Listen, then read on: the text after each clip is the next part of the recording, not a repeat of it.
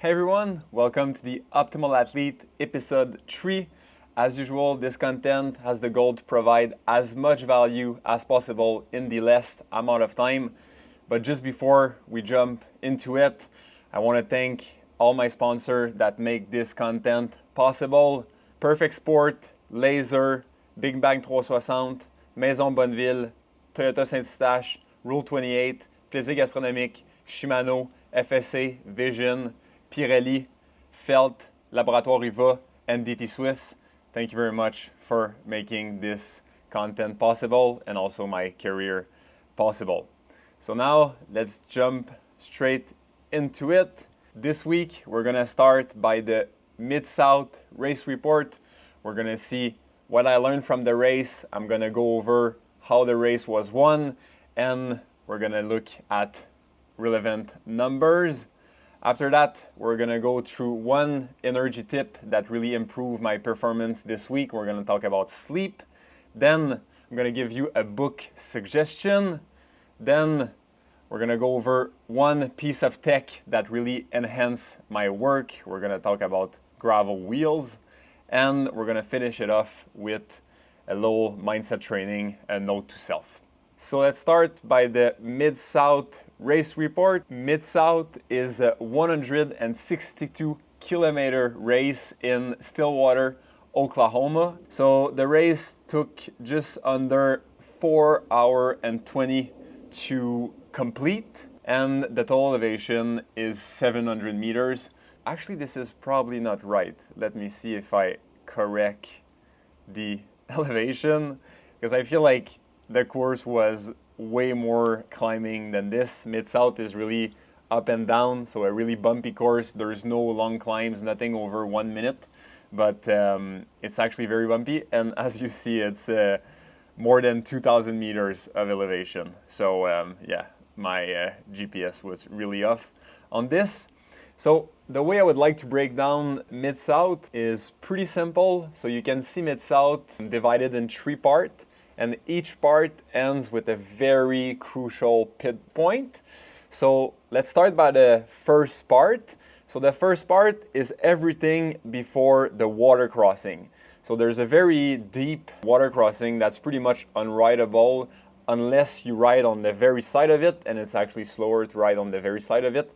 And the faster way, there's like a single track on the side of it that was created just by cyclists trying to go around the water crossing. And it's pretty much a race to whoever can get to the crossing first. So from the start, it was super nervous. The fight for positioning was actually very fierce. I felt like I was in a road race in terms of the fight for positioning. But in the end, I was in a very good place in the crossing, and at the end of it, I really started pushing the pace with the 4 guys that I was out with, and 4 other guys were able to catch us. And we were a group of 8 at the front, and I'm telling you, it was 8 of the very favorite guy. Like, if I recall, I don't remember one guy that was not in the group that I thought could win the race. So I knew it was super early. From that point, like I said, you still have 140K to go. But we had a very good chemistry, and I was like, maybe that's the move. Maybe we're gonna ride 8 guys for all day. But behind us, it was clear that they were all very, very well organized.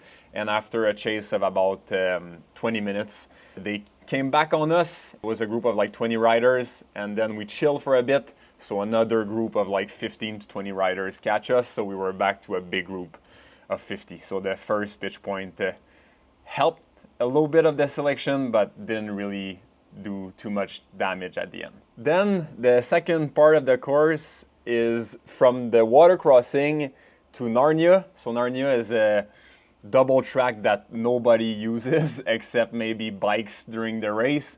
So it's a very, very rugged double track with some crazy holes in it. It's actually, I mean, you don't want to end up in one of those holes. You're gonna break your fork or break a wheel, and I'm not sure what's gonna happen with you. So I was a little bit stressed out by those holes because you don't really see them coming, and most of the time there's just one line. So it's a double track, but there's a hole there, so it's just one line to go through.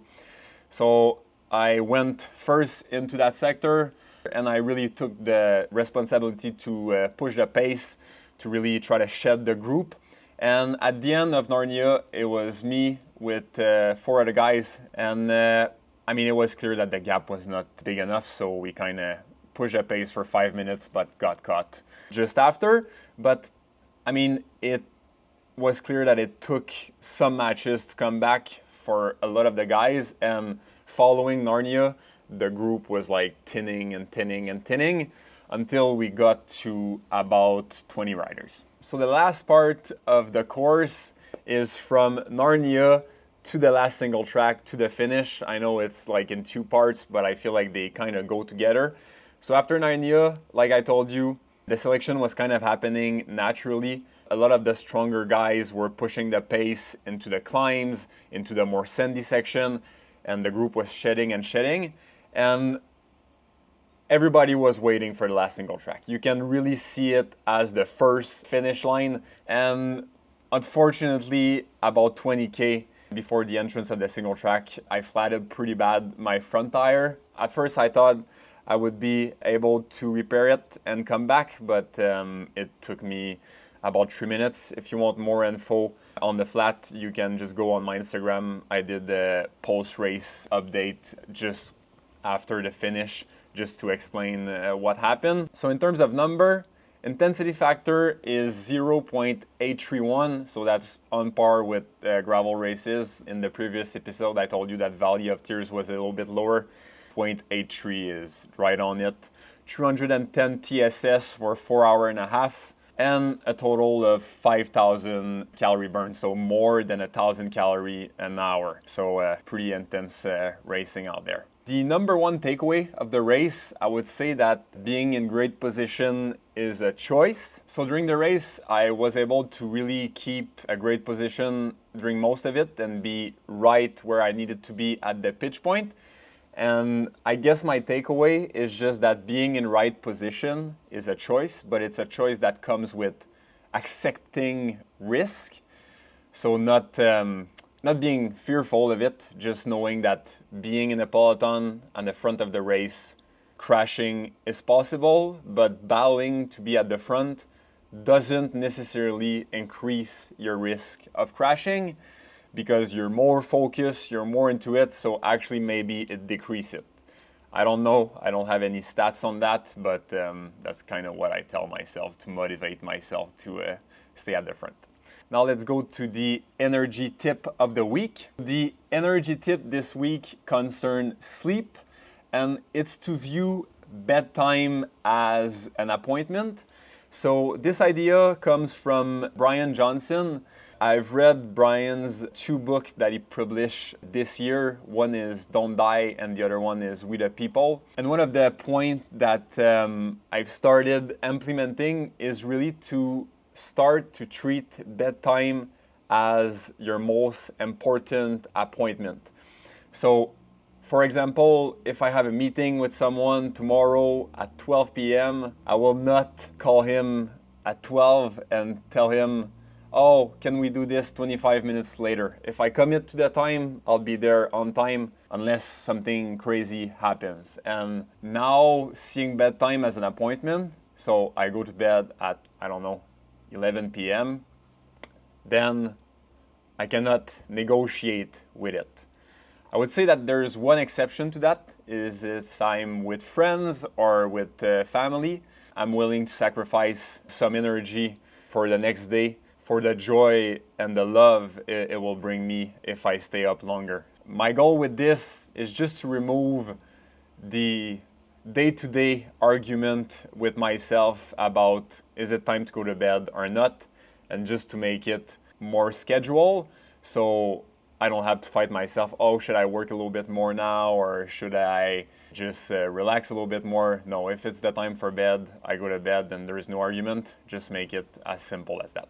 So now let's go to the AR Weekly book suggestion. So this week's book is The 5 Invitation by Frank Ostaseski.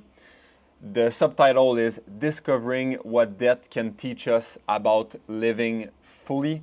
It's actually a book that I'm reading a second time. The goal of this presentation is just to give you 3 quotes that I'm pondering this week from the book. So the first quote is, "I am not romantic about dying. It's hard work. Maybe the hardest work you will ever do in life. It doesn't always turn out well. It can be sad, cruel, messy, beautiful, and mysterious. Most of all, it is normal. We all go through it. None of us get out of here alive." The second one is, "Rest comes when we become more by doing less, when we don't allow the urgent to crowd out the important."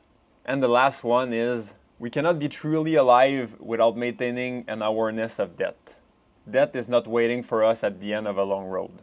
Death is always with us, in the marrow of every passing moment. She is the secret teacher hiding in plain sight. She helps us to discover what matters most. And the good news is we don't have to wait until the end of our lives to realize the wisdom that death has to offer." Amazing book, and I strongly suggest it to you. So now let's go to the technology that enhance my work this week. This week I just want to introduce you to my new partners, DT Swiss. I'll be working with them for the next 2 years. So I first got introduced to DT Swiss with their hubs. So winter riding in Quebec is super harsh on equipment, and I just keep breaking the rear hubs. And one of my mechanic was like, "You just gotta put a DT Swiss on, and from now on, I don't break hubs." So that's kind of why I was very excited about working with them. I met them at Sea Otter last year, and it was a good fit. And because I love their product, it was just a no-brainer to start working with them.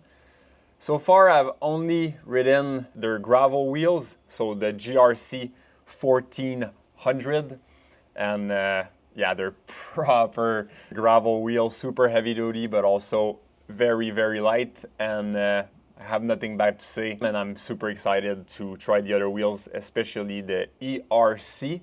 It's their endurance wheel, so it's slightly lighter than their gravel wheels, a little bit less heavy duty, but maybe a little bit lighter. So for some gravel races that are less bumpy, so Steamboat Gravel or Belgian Waffle California, where I want to save maybe a little bit of extra weight, I will probably use the ERC. But for most of the gravel race, the GRC are gonna be what I will use. So finally, let's go through the AR Weekly Note to Self, so mindset training of the week.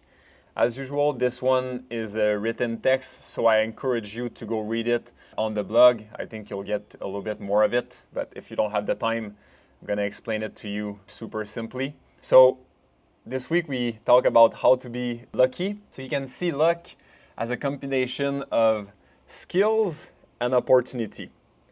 So what do you control? You only control your skills, and how you develop them. You develop them through smart and hard work. The opportunity side of it, it's not in your control. So don't complain about it, but just know that it's gonna be different for everyone. The level of opportunity you get in life is nowhere near the same for everyone, but it will be there. Opportunities will for sure arise, no matter your situation. So if your level of skills is ready to meet those opportunities, then it's gonna transform into luck. And one thing that's very important is that luck is actually crazy important to make breakthrough. So to really go to the next level. So your only work is to focus 100% on preparation. Opportunity are on the other side of what you control. So don't focus on it, but just know they're gonna happen and just be ready by optimizing your preparation.